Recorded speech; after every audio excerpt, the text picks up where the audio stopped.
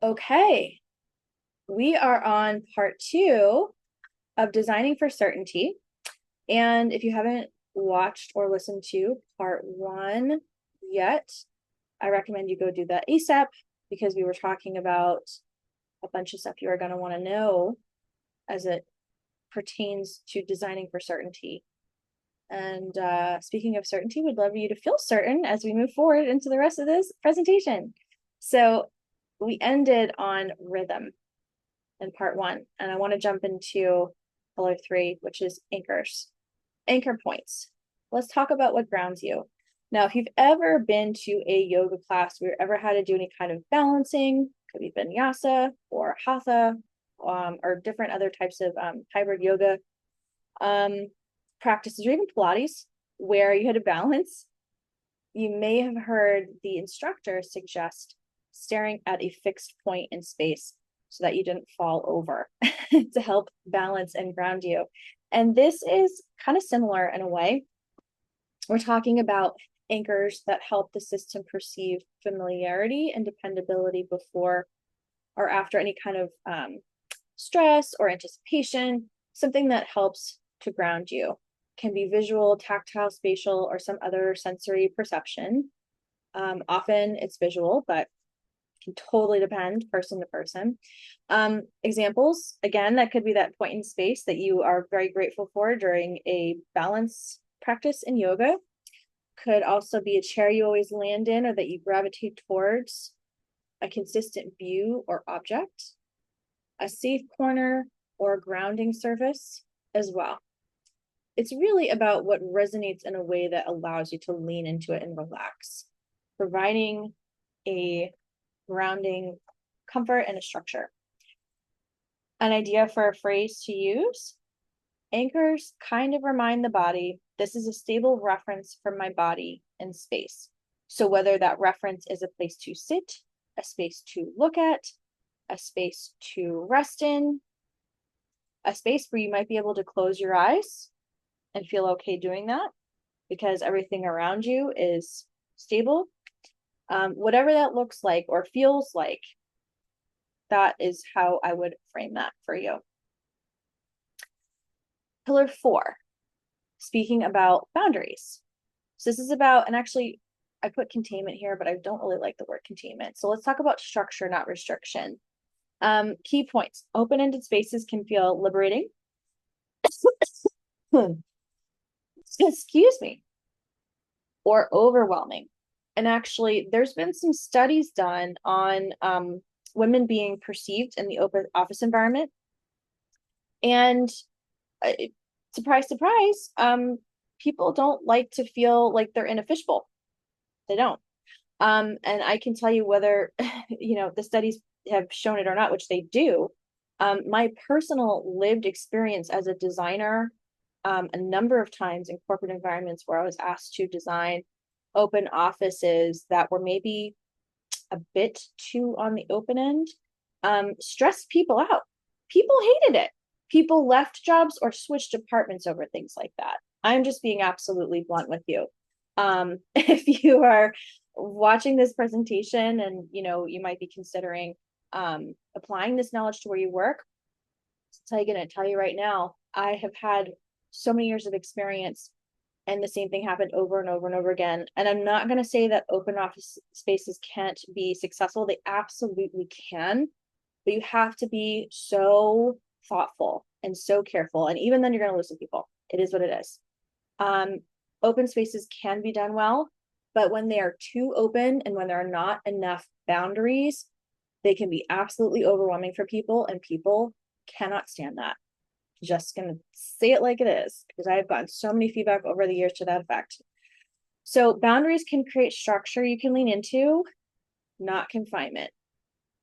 Clear edges help the nervous system relax by not asking it to try to understand more than it needs to, right?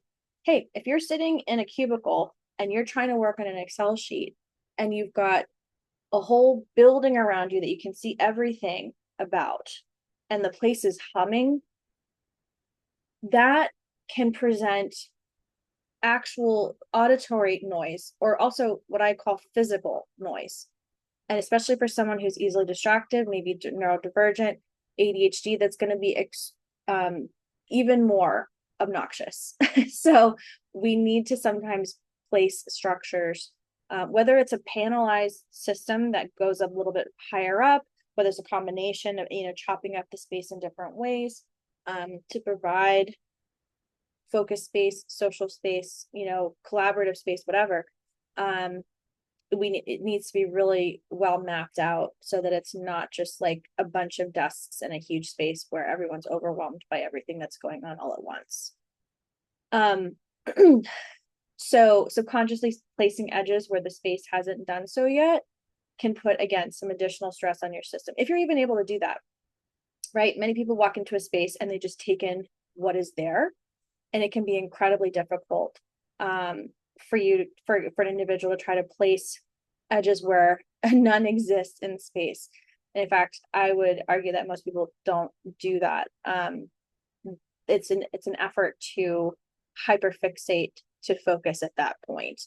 And so then you're fighting the environment that you're in instead of being nurtured by it.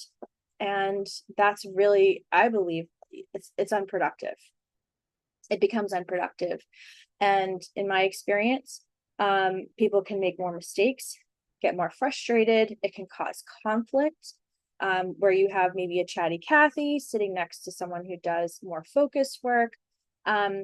These things are something that really need to be mapped out. So where you're talking about corporate office environment, or whether you're talking about where you want your office to exist in your house, or where you want a quiet zone to exist, where you want more active zones, those things all need to be mapped out. And I'm not poo-pooing open office spaces completely, or open spaces at home completely at all. But again, we do something in design called adjacency matrices. And those allow us to understand things like, oh, we would like to have this space next to this space because of this reason. Oh, this space next to this space is neutral. Oh, this space next to this space would be a shit show. Let's not do that. Right. So, and this is why.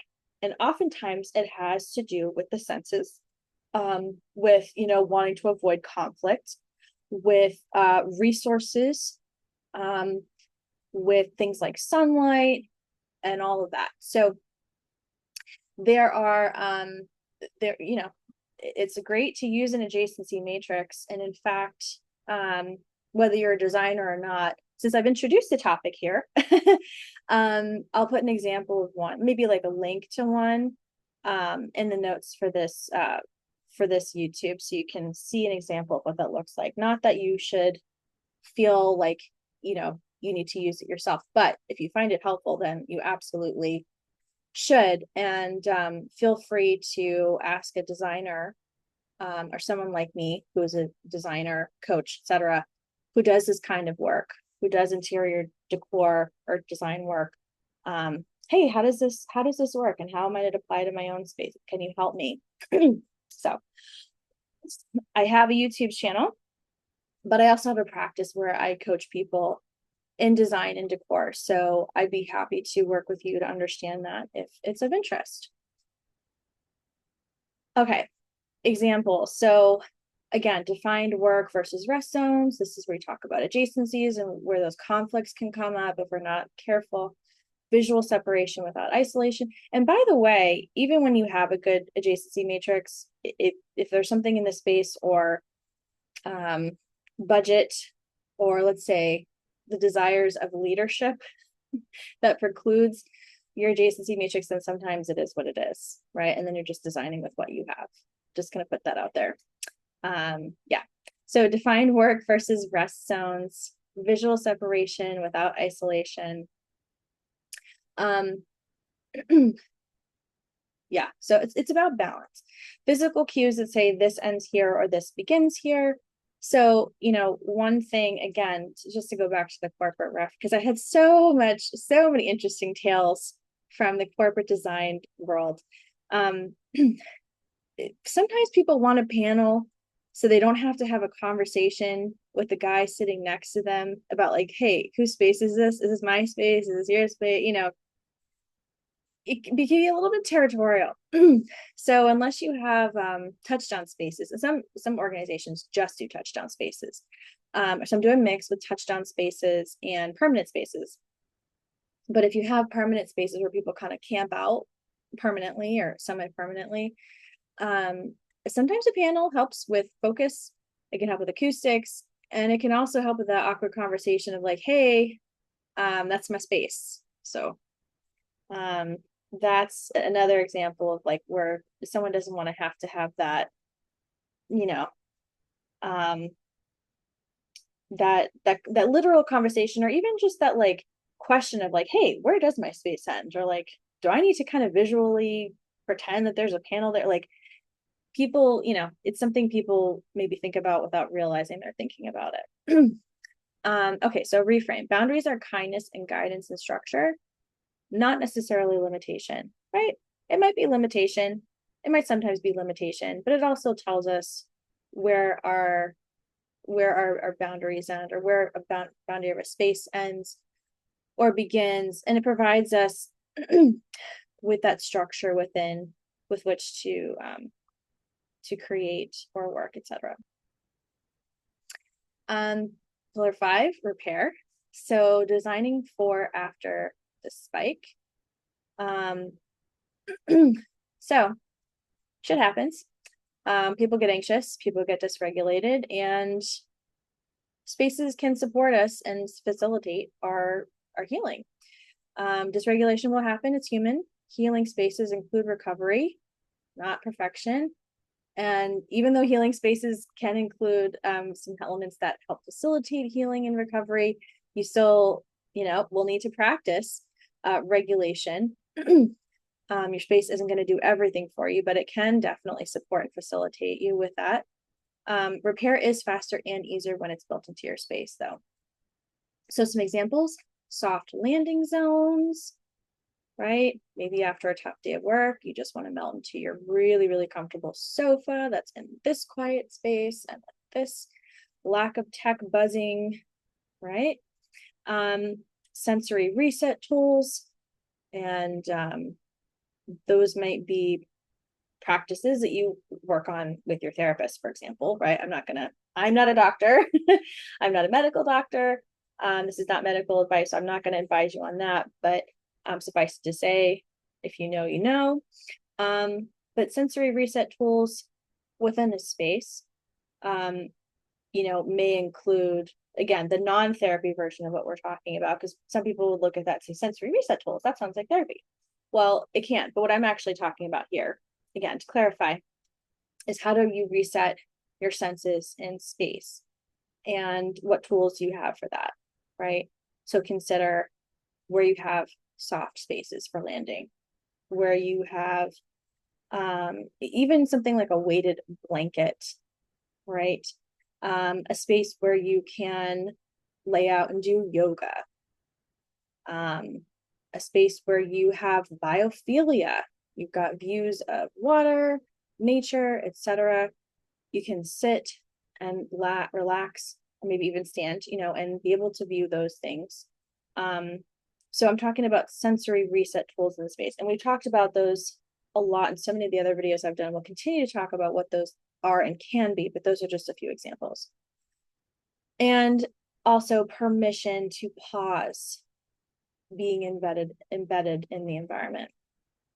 The permission to pause might be, again, that soft bedding, that soft sofa. It might be some muted neutral colors. It might be some artwork that brings up, recreation or fun or relaxation. It could be all kinds of things, but something that you can look at and say, like, deep breath out, sigh, release. An anchor line here would be a good space doesn't lessen, sorry. A good space doesn't lessen stress. Oh, what am I saying here? Sorry, I have a typo. Let me start over. The anchor line is this: don't read, but listen to what I'm saying. A good space lessens stress and shortens recovery time. Okay, sorry for that typo. A good space, again, A good space lessens stress and shortens recovery time, right?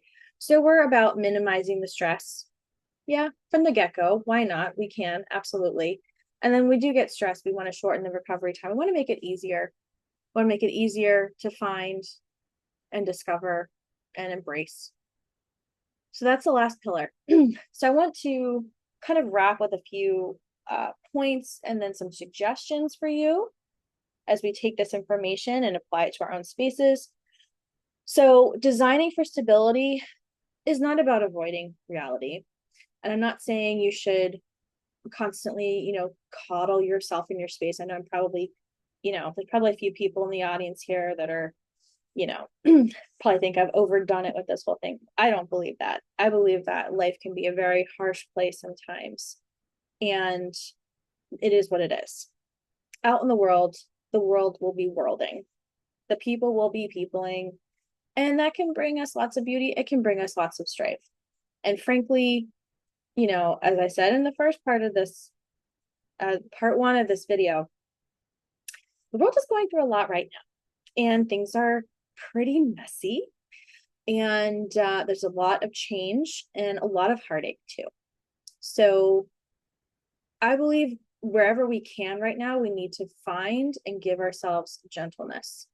So anyone thinking that I'm trying to, coddle people or, this is about escapism or denial. No, it's not. This is about acknowledging that life is hard enough as it is before we pile on everything else that's going on in the world right now.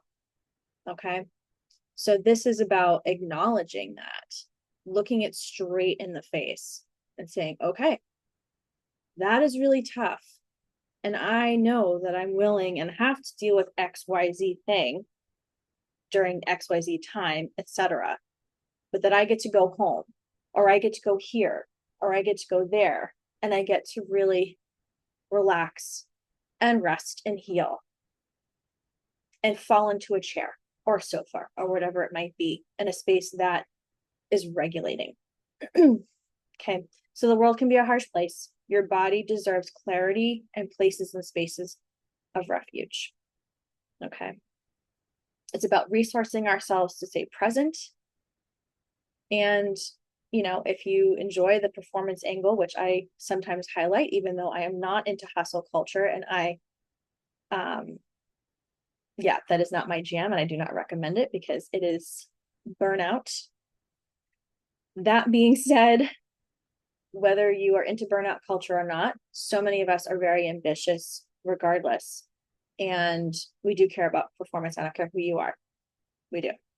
Regulated people make clearer, calmer, and more focused decisions than people who are experiencing dysregulation. Again, no shame to the dysregulation, is what it is. We're human. We get through it. We move on. We regulate, and we get back to the damn thing, right? But when we're regulated, we make better decisions. Stability is a prerequisite for meaningful action. It's a foundation. If you're walking around on an unsturdy, unstable foundation, that could cause some things to topple over.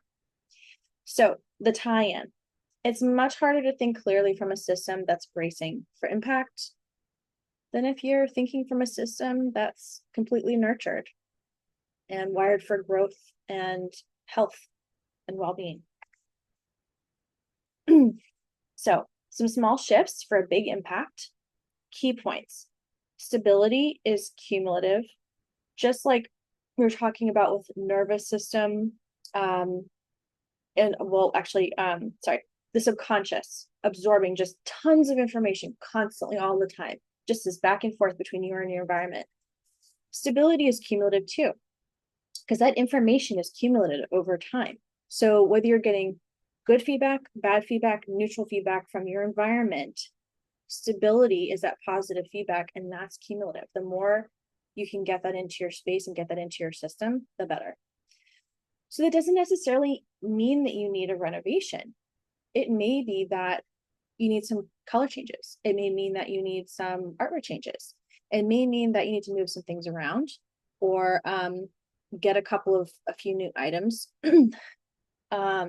Again, I mentioned a weighted blanket earlier on. I mean, that's a small change with a big impact potentially. So you don't necessarily need a renovation. What you do want to do is notice the small tweaks that you can make that make a huge difference, and then keep building on those and keep accumulating those. The more you notice is what you're going to notice. Even on one clearer zone, one anchor, one rhythm can matter a ton. I mean, think about it. Perfect example. I'm going to go back to the weighted blanket because clearly I'm into that today.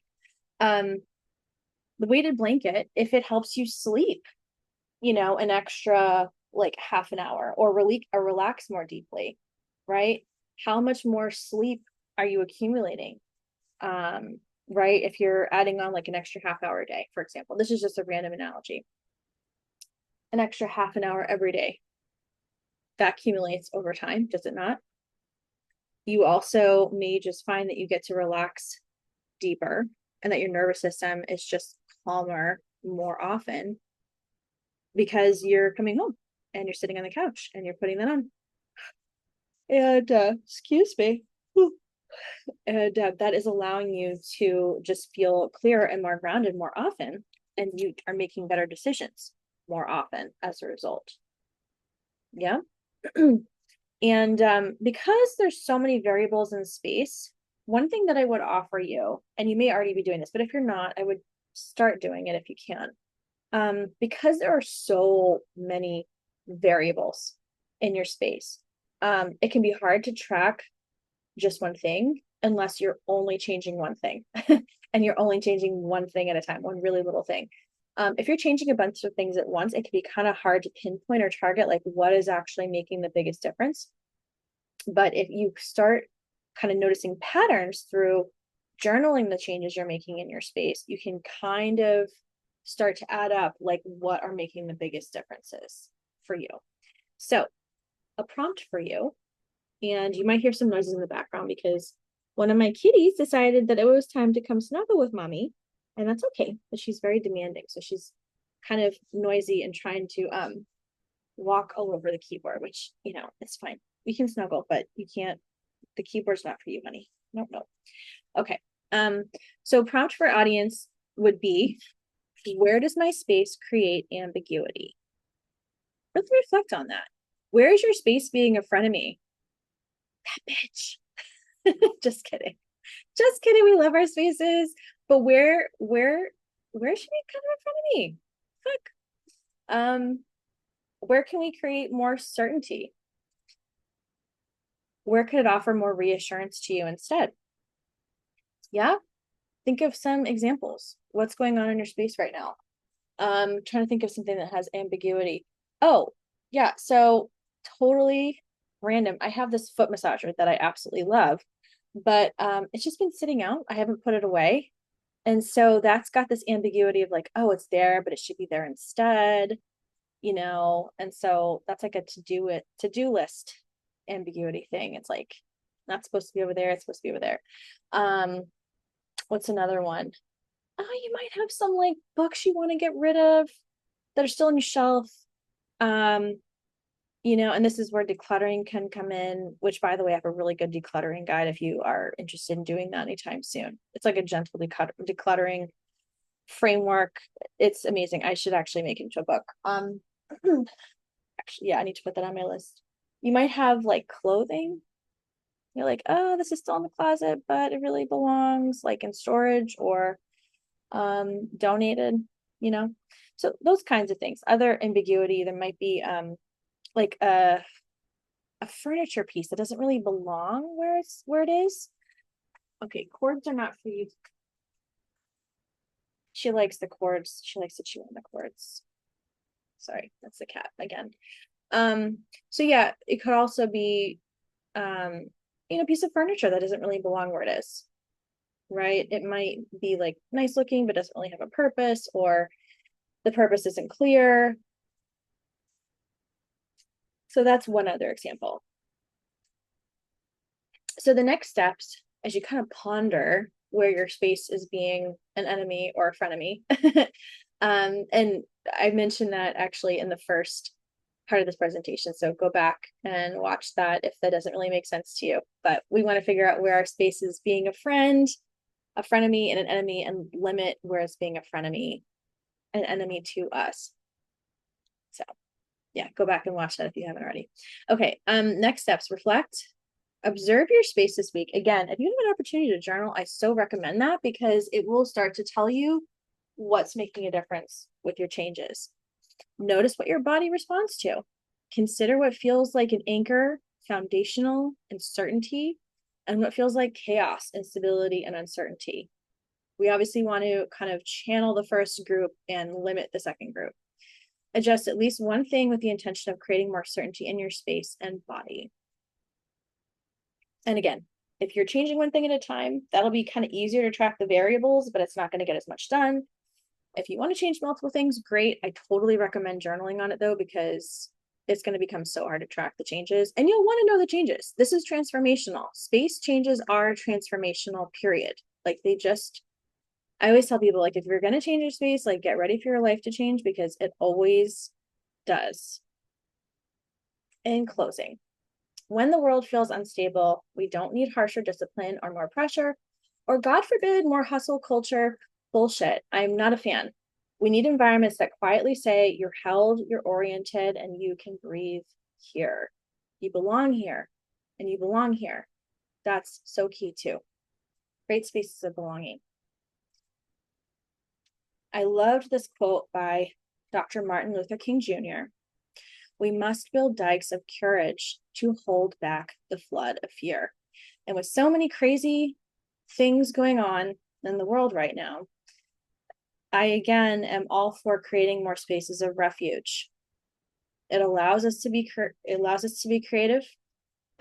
to be courageous, and it allows us to move beyond the fear that we all have of the unknown. So with that, thank you for joining me for Designing for Certainty, and I look forward to connecting with you next time. Have a good one.